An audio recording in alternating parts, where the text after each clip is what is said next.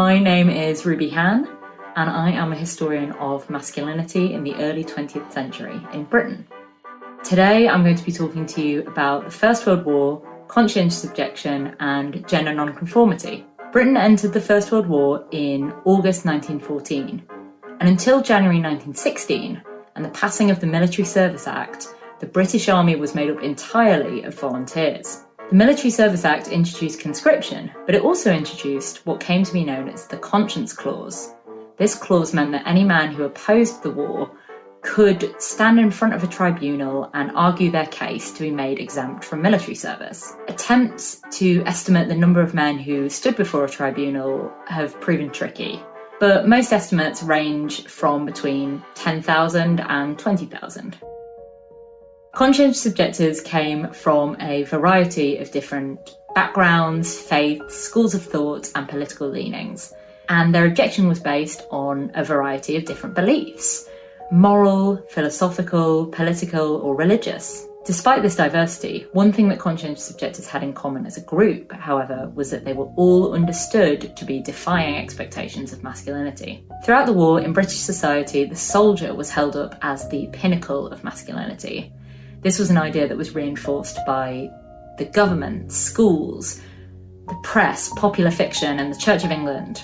In contrast, refusal to serve was seen as a failing of masculinity, and as a result, those people who opposed conscientious objectors understood them as effeminate, gender non-conforming, or even queer. In a caricature published by the patriotic popular magazine John Bull in May 1918, the conscientious objector is depicted as the little pig who stayed at home. He's shown lounging in an armchair with a lit cigarette and a smug grin. Meanwhile, behind him, his family are represented as happy families playing cards, and everyone, even his mother and sister, are shown to be taking part in some form of war work. In this image, the objector, or little pig, is mocked for staying within the safety of the home and failing to fulfill gendered expectations of service. In these caricatures, the objector was also frequently portrayed as queer. In the example from John Bull, we can see that the objector bears more than a passing resemblance to Oscar Wilde, with his floppy hair and his big cravat and his shiny shoes. Thanks to Oscar Wilde's scandalous and highly publicised trial and imprisonment in the 1890s, his image had come to serve as a visual shorthand for a stereotype of the upper-class, effeminate, homosexual man. Another example comes from an undated postcard credited to Archibald English. In this image, a limp-wristed objector is shown threatening a naughty, unkind German with a smack on the wrist. The objector is shown to be mincing and effeminate in his mannerisms, and childish and ineffectual in his speech. These mannerisms again serve as an effective shorthand for homosexuality.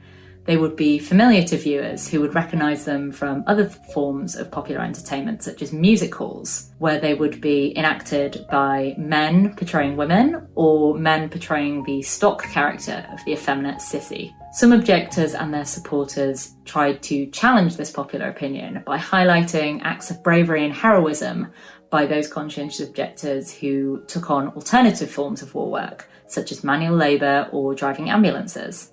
However, others embraced the idea that conscientious objectors were gender non-conforming, with some going so far as to even encourage this opinion.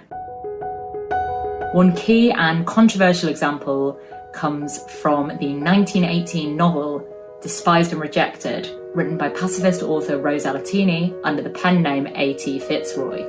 This book was banned by the British government, and as many copies as possible were seized, as it was deemed, quote, likely to prejudice the recruitment, training and discipline of persons in His Majesty's forces. The plot follows Dennis Blackwood, who defies his traditionally masculine father and image-conscious mother by refusing to enlist. Dennis's objection is portrayed as a consequence of his, quote, woman's soul in the body of a man, as well as his romantic love for Alan, an ardent socialist and fellow objector who he meets partway through the novel. Dennis's queerness is shown to reinforce his pacifism.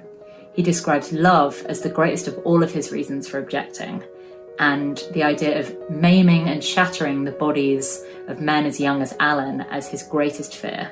Dennis's pacifism is also shown to be innate, much like his queerness. At one point his mother comments, "We could never get Dennis to play with soldiers or steamers or any of the usual toys." Dennis's gender and sexual nonconformity and his lack of aggression are both, quote, kinks of abnormality which cannot be corrected. Throughout the book, Alatini portrays martial masculinity as an uncivilized animal instinct which should be controlled. When Dennis's father tells him that his lack of aggression is unnatural, Dennis responds that just as man has conquered nature with his ships and railways, man must also learn to overcome the masculine war instinct. Alatini takes this idea of weakness, which was so often used to describe objectors, and instead accuses men like Dennis's father of being too weak to control their aggressive impulses.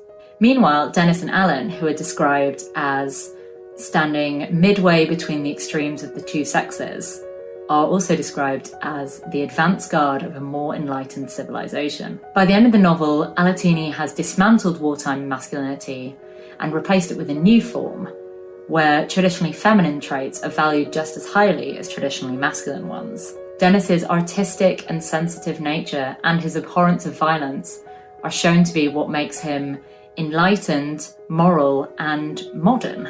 Within these new parameters of masculinity, effeminacy is no longer an insult, and therefore it can't be used against queer men or objectors. Conscientious objectors and their allies saw the war as an opportunity to challenge traditional forms of masculinity.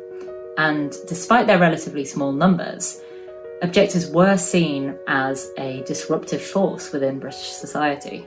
However, the more enlightened civilization which Alatini spoke of didn't come to fruition immediately. Following the war, conscientious objectors were stripped of their right to vote, just as some women were first given the right to vote. This policy served as a reward for women who were seen to have exceeded gendered expectations of wartime service, whilst also punishing those men who were understood to have failed. Today, over 100 years later, displays of masculinity and accusations of gender nonconformity are still tools of war. Throughout his political career, Vladimir Putin has carefully crafted an image of strength and traditional masculinity through posing shirtless and taking part in activities like horse riding and judo and fishing, all whilst decrying the West as, quote, fans of so-called gender freedoms. Even in the United States and here in Britain, commentators such as Ben Shapiro and Darren Grimes have implied that the West is too forgiving of gender nonconformity or too busy, quote, exploding the gender binary to successfully counter Russian aggression. Even in societies without conscription, ideas of masculinity are still bound up in ideas of military service. In the words of one of Alatini's characters, Mr. Blackwood, Dennis's father, the belief remains that man is a fighting animal.